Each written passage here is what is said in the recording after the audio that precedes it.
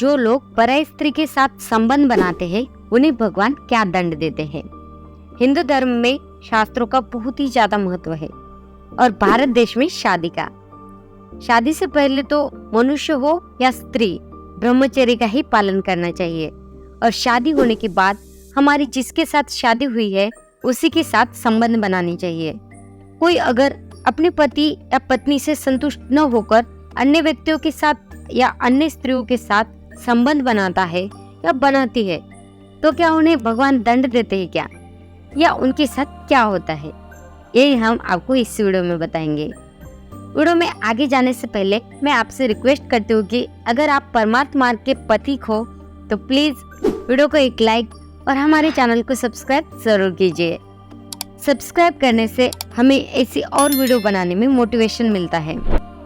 ईश्वर बहुत दयालु है, वे कभी किसी को दंड नहीं देते, वे तो क्षमा करने वाले होते हैं। दंड देने के लिए उन्होंने कर्म विधान बनाया है और उसी अनुसार व्यक्ति को दंड या प्रारब्ध भोगने पड़ते हैं। ये हम मनुष्य ही है जो ईश्वर को दोष देते हैं, जबकि ईश्वर ने जो विधि विधान बनाया है मनुष्य अपने कर्म अनुसार उसी के द्वारा फल भोगता है। जो मनुष्य जीवित रहते अपने इंद्रियों के भोग को काबू में नहीं कर पाता, मृत्यु के बाद उसका जन्म प्रेत योनि में होता है। मैं आपको बताना चाहूंगी, जैसे हमारी मनुष्य योनि है वैसे ही प्रेत योनि होती है और प्रेत योनि में जन्म होने के बाद वहाँ उसकी इच्छाएं तो वही रहती है जो मनुष्य शरीर में थी, परंतु शरीर नहीं होता, इसलिए वो दूसरों को अपनी इच्छाएं पूरी करते देख आंसू बहाता है, रोता चिल्लाता है और नदी नदी जंगल जंगल यहाँ वहाँ भटकता फिरता है। पीपल बरगद इमली के पेड़ों पर उल्टा लटकता है। ऐसा प्रेत या तो अपनी करनी पर पछताता है या किसी बुरे तांत्रिक द्वारा कैद कर लिया जाता है और फिर दूसरों को तंग करने के लिए उसका उपयोग तांत्रिक करता है। अब जिसको यह प्रेत तंग करता है उसकी भी इसको हाय लगती है और इसकी प्रेत योनि लंबी होती चली जाती है। कई 100 वर्षों के बाद प्रेत योनि में गुलामी करने के बाद और यहाँ वहाँ भटकने के बाद ये प्रेत सब समझने लगता है और वो ईश्वर से प्रार्थना करता है और ईश्वर इसे प्रेत योनि से मुक्ति दे देते हैं, परंतु कर्म प्रभाव, क्योंकि इसने पराई स्त्री के साथ जो अनैतिक संबंध बनाए होते हैं, ये प्रेत अगले जन्म में पशु की योनि प्राप्त करता है।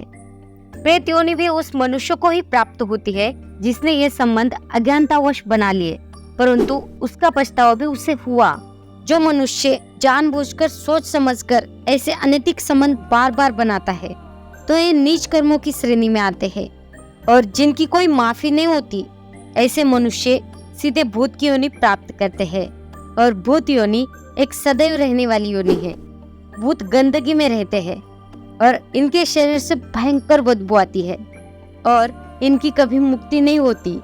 अंततः ये कहना सुनना सरल है कि पराई स्त्री के साथ संबंध बना लिए, परंतु यदि ये सोच समझकर किया गया कर्म है तो अत्यंत ही नीच कर्म है, जिसे चांडाल का कार्य भी कहा जा सकता है। जो व्यक्ति अपनी वासना और इंद्रियों पर काबू ना कर पाया वो मनुष्य ही किस काम का।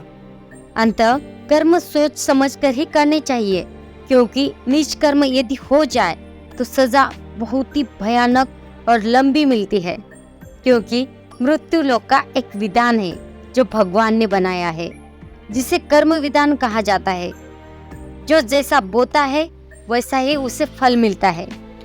आशा करती हूँ आपको इस वीडियो से कुछ ज्ञान मिला होगा। हम आपको ऐसा ज्ञान देंगे जिसे सुनकर आपका जीवन पहले से अधिक खुशहाल हो जाएगा। तो प्लीज वीडियो को एक लाइक और फिर से कह रही हूँ चैनल सब्सक्राइब जरूर कीजिए और वीडियो कैसी लगी हमें एक कमेंट जरूर कीजिए। अंत तक बने रहने के लिए आपका धन्यवाद।